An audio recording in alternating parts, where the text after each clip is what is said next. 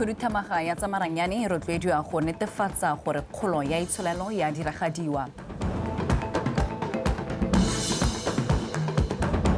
Tautona wa Amerika re Joe Biden le wa pele Donald Trump ba tsena phadisano tsa botautona. What's up, mogala dikgang tsa BTV News mme mo mosong mono di go kopanya le nna o ratile ke fitlhile. Nna ke bidiwa Reginald Richardson a re bone ya ntlha pego ya rona. Gompieno go ketekwa letsatsi la barutabana, letsatsi le simolotse go ketekwa ka ngwaga wa 1996 maikaelelo e le go keteka tiro ya go ruta le go amogela maiteko a barutabana a go thusa dikokomane tsa baithuti go lemoga dikitso tsa bone. Tautona Dr. Mokgweetsi Masisi o solofetswe go nna teng kwa moletlong o kwa Lobatse. Maikaelelo a mangwe a letsatsi le ke go lemoga seabe le dikgwetlho tse di lebaneng tiro ya go ruta mo sebakeng sa gompieno. Lekgotla la UNESCO le kgothaditse mebuso go baya barutabana kwa pele mo dithulaganyong tsa go tsosolosa thuto, go tlhomamisa gore barutabana ba nna le seabe, go sirelediwa le gone go fiwa ke monokeng e maleba. Re sa le fo Tautona Masisi a re puso ya lefatshe leno e dirile molao yo laolang gore madi a tswang mo meepong a dirisiwa jang mo ditlhabololong. Fa bua kwa phuthegong e simolotseng ya puisano ya maemo a kwa godimo ka go tshwantshanya maitemogelo mo tsamaisong ya dipoelo tsa ditswammu mo Afrika. Tautona Masisi o gateletse gore lefatshe la Botswana le ipaakanyeditse go abelana maitemogelo a lone le mafatshe a mangwe go a thusa go tlhabolola go dirisiwa ditswammung tota.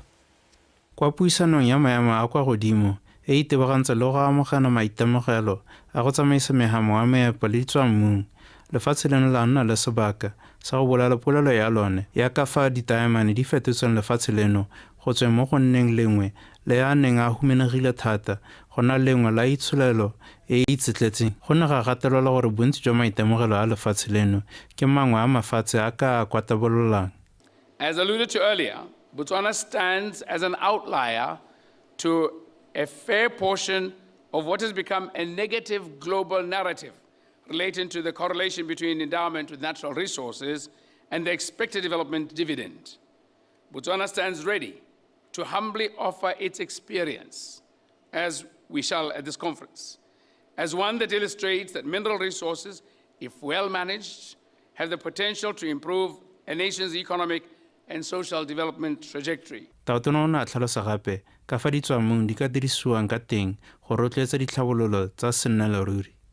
My government's dedication to utilizing legislation as a catalyst for local mineral processing and economic diversification showcases a forward-thinking approach to sustainable development. By prioritizing value addition locally and leveraging mineral wealth for broader economic transformation, Botswana continues to pave the way for inclusive growth and sustainable development. Seriti sa lefatshe leno sa go itsege jaaka mangwe a dirisang ditswammung go godisa itsholelo ya boele kgang ya mang. In the search for an extractive sector model that complements and nourishes sustainable democratic development, Botswana should serve as an inspiration and hope.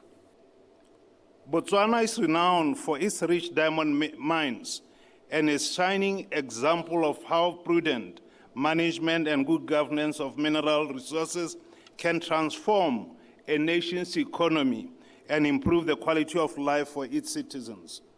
Our commitment to transparency and sustainability in the mining sector has set a benchmark for many other countries, not only in Africa. Baemedi ba ne ba gotliwa go buisana ka gore ba ka dirisa jang ditswammung tsa bone tse di tshwanang le cobalt le lithium mo continenteng ka ditsela tse di rotloetsang go fokotsa manokonoko a tlang le go kgotlhelesega ga loapi. Tsholofelo Tombale, Botswana Television, Gaborone. Re sa lefa mokwaledi mogolo wa lekgotla la International Idea Dr. Kevin Zamora o letse a etetse kwa ofising ya ga Tautona Dr. Mokgweetsi Masisi kwa botokong jwa pulo semmuso ya phuthego eo. Tautona Masisi o na supa botlhokwa jwa yone mo go rotloetseng go golaganya batho le megopolo e ka atolosang tomagano le tirisanyo mmogo mo dintlheng tse di farologaneng. Dr. Zamora o na supa fa lemoga katlego ya lefatshe la Botswana mo go diriseng meamuso ya lone mo ditlhabololong le mo go tsamaiseng puso ya lone e eteleditseng pele maitlamo a puso ya batho ka batho.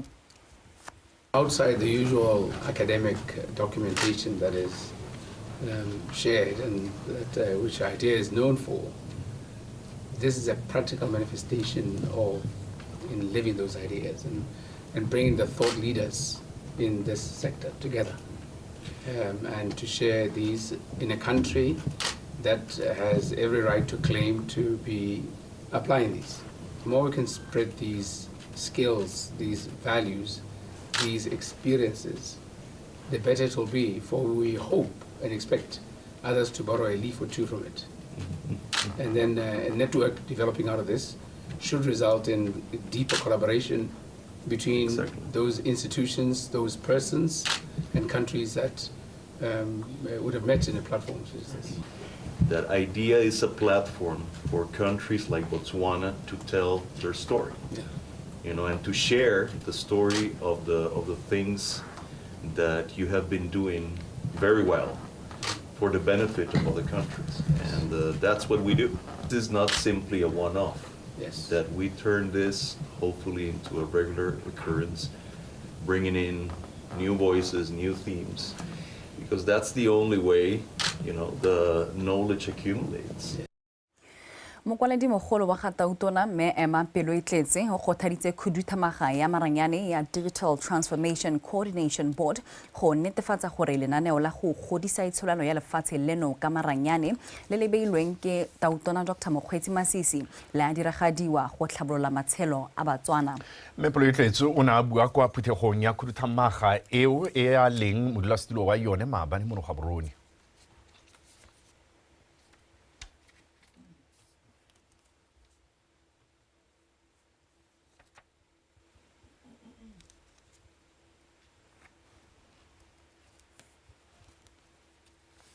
Motho wetso go lebega re sampe re sena pego eo mme re tla leka go itsisetsa mo nakong e sa fediseng pelo. Re lebelela tse dingwe puso ya lefatshe la Botswana e ka ya fa tiriso ya maranyane e le teemane ya lefatshe leno mo isagong mme ke ka mo go leng botlhokwa go beeletsa mo go yone go ralala megama ya itsholelo mo gae. Se se tlhalositswe ke tona wa ditlhaeletsano dikitso le maranyane re thulagano segokgo ko tshimolodisong ya phuthego kgono ya People and Data 2024 Conference e neng e tshegeditswe mo motseng wa Tlokweng. Maranyane le dipatisiso ke mangwe a maikalelo a lefatshe leno la beileng ko pele go inaakanya le tiriso ya one go akaretsa le lenaneo la thomontšha la ga Tautona. Gore mananeo a dithabololo tsa lefatshe leno a lemogwe go botlhokwa go inaakanya le ditshwetso tse go dirilweng dipatisiso tse di tseneletseng di ikaegile ka maranyane mme phuthego e tshwana le e ya bo e araba seo. These platforms afford diphuthego tsa mothale o di itaka ditharabololo go tswa mo baitseanapeng ba ba garologaneng tebang le go somarela le tshireletsego ya tiriso ya maranyane. Melao ya tiriso ya maranyane gareng ga tse dingwe ke batla go le tlhomamisetsa gore puso ya lefatshe leno e tsepame go nna le seabe se se kwa godimo mo dipuisanong tsa mothale o. Kgolo mo tirisong ya maranyane ke konokono mo go direng dipatiso le go taka ditharabololo tsa dikgwetho tse di mo kgaolong ya Aforika. Governance also relies on puso e dirisa maranyane go thomisa gore dilo di direlwa mo pontsheng go akaretsa tirisano le makalana a ikemetseng mo go diriseng maranyane se ka thusa go taka ditharabololo tebang le go tokafatsa tiriso ya maranyane ga mmogo le go thomisa gore melao e diragadiwa ka ga tshwanelong. resources are adequately allocated. Bana le seabe ba ba maleba ke karolo e tona mo itsholelo e ikaegileng ka maranyane. I see you guys are moving into ke bona lefatshe leno le tsweletse sente mo go inaakanya le go thama mahelo a konokono a bolokang dikitso ka tiriso ya maranyane mme se se tshwanetse sa opelwa le gofi. cloud systems to store the information. The work that more and more of us are putting into ensuring that our government go botlhokwa gore re akaretsa megama e garologaneng ya puso ga re inaakanya le tiriso ya maranyane mo dithabologong tse di diragalang. to also adapt and adopt some of what's working is very critical. Phutego kgolo ya malatsi mabedi a akaretsa lehatshe leno la mahatshe a mangwe a mathano a South Africa, Kenya, Uganda, Democratic Republic of Congo le la Nigeria, mme e sologetswe go itebaganya le dikgang tsa mmang tse di tatang ka tharabollo e tsepameng go ka araba matshwenyego a lebanekgalo ya Aforika ka bophara go lebilwe tiriso ya maranyane. Mojadi Mokibelo, Botswana Television, Tlokweng. Diphetogo di a runya kwa kgaolong ya bobirwa ka bomme bangwe ba tsene mo mephatong e lwantshang bogodu jwa leruo jo bo kokonetseng barui ba kako lebaka la dingwaga-ngwaga. Mo nakong e fetileng borre e ntse le bone fela ba ba nnang maloko a mephato a re utlwe dintlha ka maitemogelo a bomme mo pegong e ya ga Karabo Molosi. Go ramolelo ba ithutafatsa mo serameng sa mariga ba tsere dikgang ba ja mmogo ke tsamaiso ya mephato ya bobirwa fa ba le mo kampeng ba dule letsholo. Go ya ka ngwao bokopano jo e ka bo e le borre fela ba sekaseka tiro ya bone le go tswa ka megopolo ya go itokafatsa, mme setlhopha seno se hapegile ka se akareditse bomme. Go tlhotlhelediwa ke maikaelelo a go sireletsa leruo le leng motswedi wa itshetso mo morafeng wa gabo, bomme ba ngokile tlotlo le kemonokeng ba supa gore maikemisetso ga e ka bong. Mo Botswana ne go itse gore mme ga se connection ya mophato, ne go itse yala gore mme mo mophato ka re ke so ke ditaolo tsa bogotsi tsa sephiri, mme ke re tso bona maleba re kopisitse kwa go Zimbabwe ka bo ke tsenya bomme ba le 3 bomme ba rileng ba tsena gore ba itetse mophato ba re ba go ne re le 75 rile ba tsena bomme ba re 100%. La go itala go apela go itse no go apa mme ke mana ya no ke rre a gone o kala mo ke rre kana yo ke mme yo mmogo le ba bangwe ba babedi ba supile bopelo kgale ba ema kgatlhano le dikakanyo tsa morafi tsa gore bomme ga bana bokgoni jwa go tsamaya mesepele e melele bosigo le motshegare mo ditseleng tse di sa siamang le naga, ba latile metlhala ya leruo le go ikemisetsa borai jwa go tshwara dirukutli. Ga go ne tiro e ka mpalela ka gore malobanyana hela ne re le ka Hastombo ka go na le missing person ra bata motho motsegare ra bata irile tsetsi le pota ka go go tenya sta go se lebile mmaseda na re ke tsa o thape ke be ke ba go morago be ke thaita ka ra re nko irla ro go pele ba nna ke hantse ba kgaoga 1 by 1 ba boela morago ha ba re bo re sheba ithelore na magadi ntsana ha gara go bona ke tsa mali jong span ke le na magadi ke le 1 ka go lemoga seabe le bokgoni jwa bomme. Mephato ya bobirwa e supile botlhokwa jwa go akaretsa botlhe, mowa wa go direla lefatshe le boithaopo mo go ka kgothatsang bomme ba bangwe le go sega tema e tla salwang morago ke dikokomane. Se ba se dirileng se tla gakologelwa mo ditsong go tsamaelana le diphetogo tsa lefatshe. Karabo Molosi, BTV News, Mabolwe Border Post.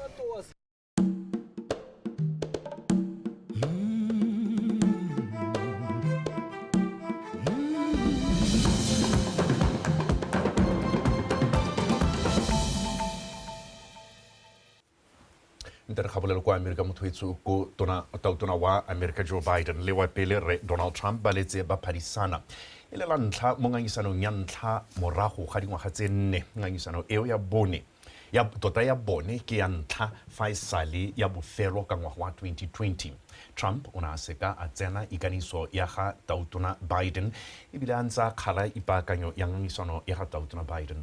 Bobedi jo bontse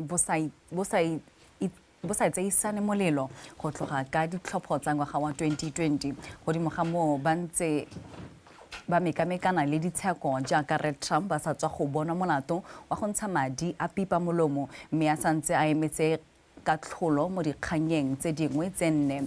Tautona Biden ene o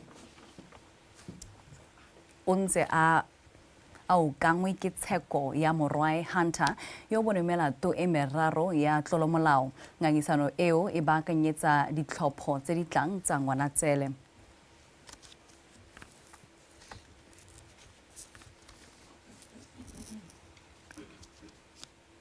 Botsweredi ba khutlo ka tsela ntseng jalo mme re stela morara rona Edwin Mashiakgomo jaaka tla ba go tsaya la tsone tsa metshameko.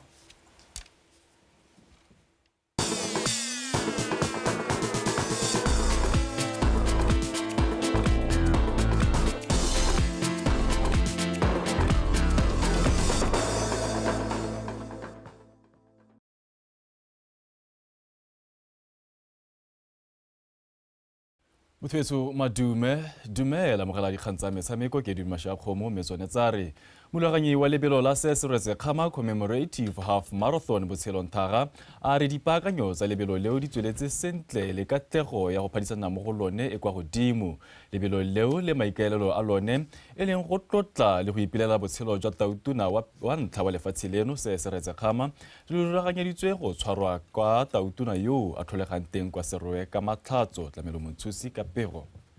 Lebelo leo le solofetse go kopanya tšhaba ya lefatshe leno le bana le seabe ka go farologana go gakologelwa mogaka yo a nang a tumile ka go rotloetsa kagiso tshwaragano le tswelelopele mo borwa jwa Aforika le go feta. Ga re dira one commemorative marathon kana go ra re tshwantse re ganele thata mo the commemorative aspect re na jalo le mahelo a leng gore SETSWANA o ne a tutile thata ko Serowe 21.1 km route ya rona e heta mo kerekeng ele e thuseng go aga tšhaba ya Botswana LMS London Missionary Society e ta heta ka museum ono teilwe leina e lengwe la Khama Memorial Museum ko Serowe o boya ko letamo gone ko lehelo le leng gore ke la morahi wa ga Mmangwato le la agilweng ke morahi wa Masokola letamo la tele la ditšwa ka Botswana ka la agilweng ke morahi kampo mophato wa Masokola go solofetse batabogi ba feta sekete go iteisana borathana ka lebelong leo le gape le tla thusang go tsosolosa itsholelo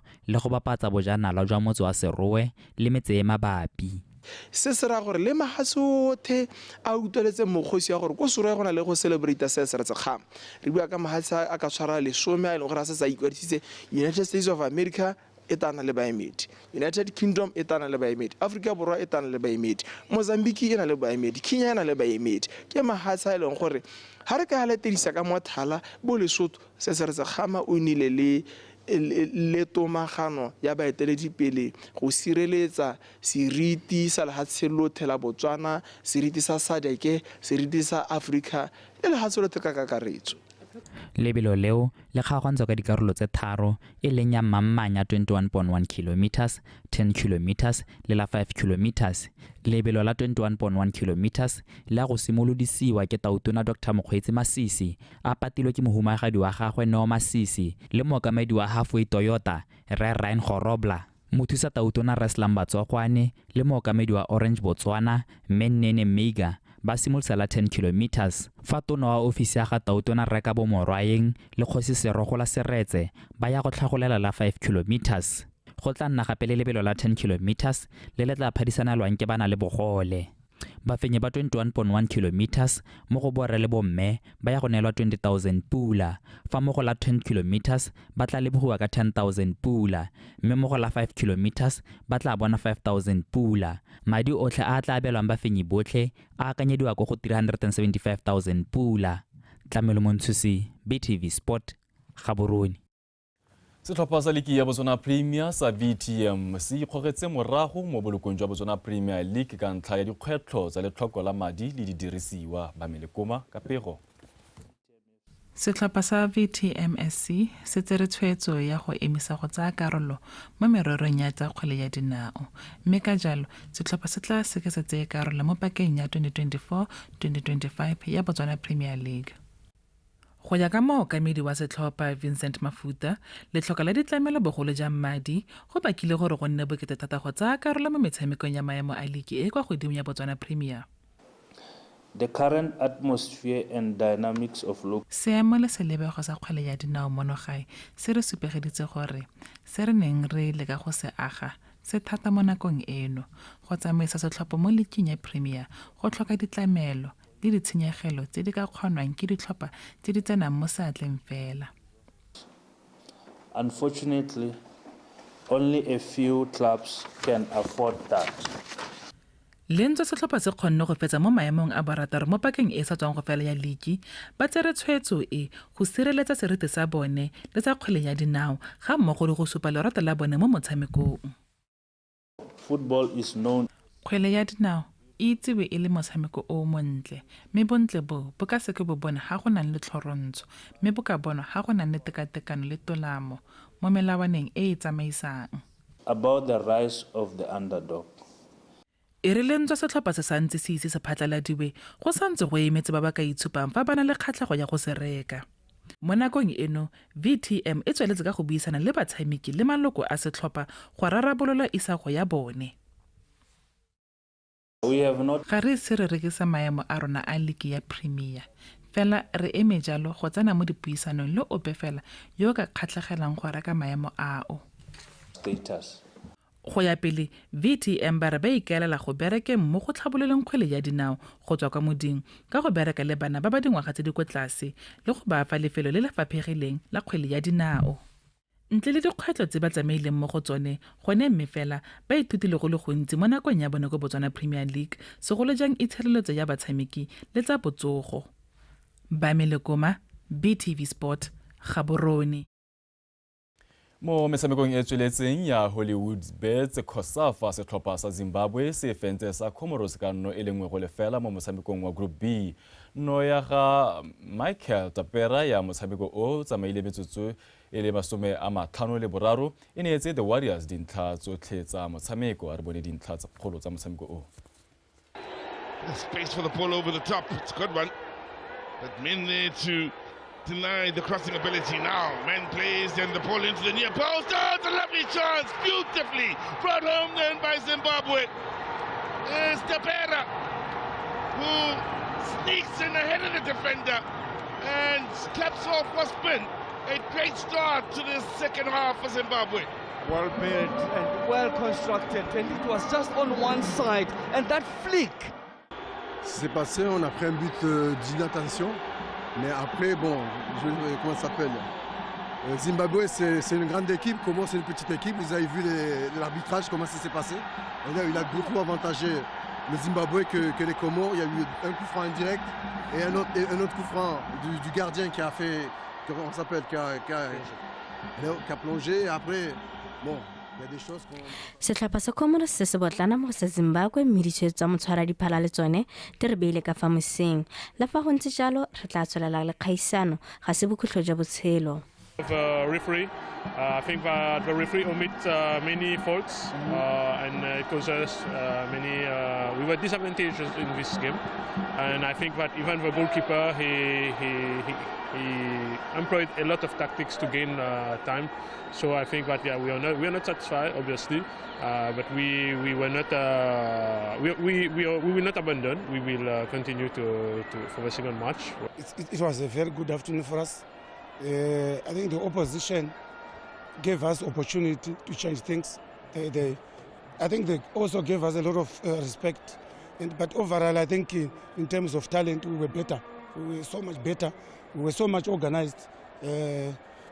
Re nnile le motshameko o montle. Comoros e re file phedisano ya mašetla segolobogolo mo karolong ya ntlha. Karolo ya bobedi re buile re le mašetla mme re atlega. When we went into the break, we realized that these guys, they wanted to mark, and we gave them some wingers to mark them, and it worked for us. Setlhopha sa Kenya se eteletse pele Group B ka dintlha di le 3 mo kgaisanong eo ya Hollywood Bets COSAFA morago go fenya setlhopha sa Zambia ka dino di le 2 go lefela. Dino tsa Kenya di nositswe ke Austin Odihambo le Paul Otieno. Metshameko ya Group B e tswelela ka Sontaga jaaka setlhopha sa Kenya se thulana le sa Comoros fa Zimbabwe e lebagana le Zambia. A re bone dintlhakgolo tsa motshameko wa Kenya le Zambia. Over that box.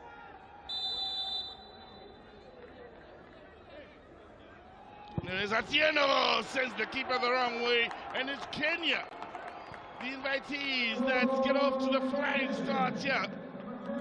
And welcome the deserving leads after a great call by the Mauritian referee, then Patrice Manazar, to a rather interesting year for the Zambians up to this point. losing out to 1-0 to Tanzania in the qualifiers. They lost to the qualifiers. Poland was the far post. Oh! They've stuck it in at the Kenyans. Again, lovely work out wide on the right side, and arriving there in the nick of time from the blind side is Patrick Otieno. And Kenya giving us a shock to the system. Nice and early. Tsa ura ya bosupa di ba khutlo go nne fa re boa kgante jana ka tsa ura ya borobo bobedi e le tsa sekgowa re go bona tsa tepolwapi.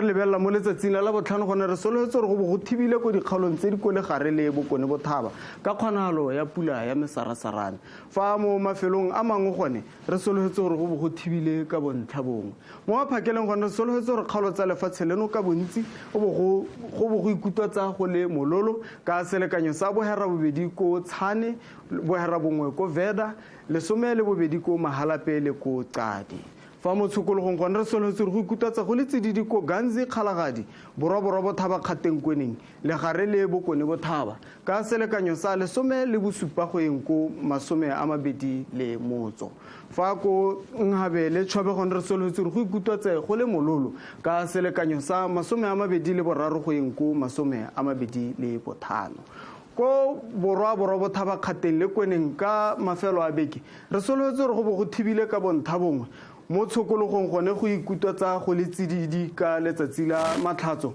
fa ka letsatsi la tshipi gone re sologetse go ikutwatse go le mololo ganzi le kgalagadi gone re sologetse go bo go thibile ka bontlhabong ka letsatsi la matlhatso fa ka letsatsi la tshipi gone re sologetse go bona le dibata tsa maru mo tshokologong le gone go ikutwatsa go le mololo tšhobe le nghabe le gone re sologetse go bo go thibile ka bontlhabongwe mme mo tshokologong ka letsatsi la matlhatso go ikutwatsa go le mololo fa letsatsi la tshipi gone re sologetse go ikutwatse go le bothitho ko le gare le bokone bothaba re sologetse go bo go thibile ka bonthabongwe mme mo tshokologong ka letsatsi la matlhatso go ikutwatsa go le tsididi fa ka letsatsi la tshipi gone re sologetse go ikutwatse go le mololo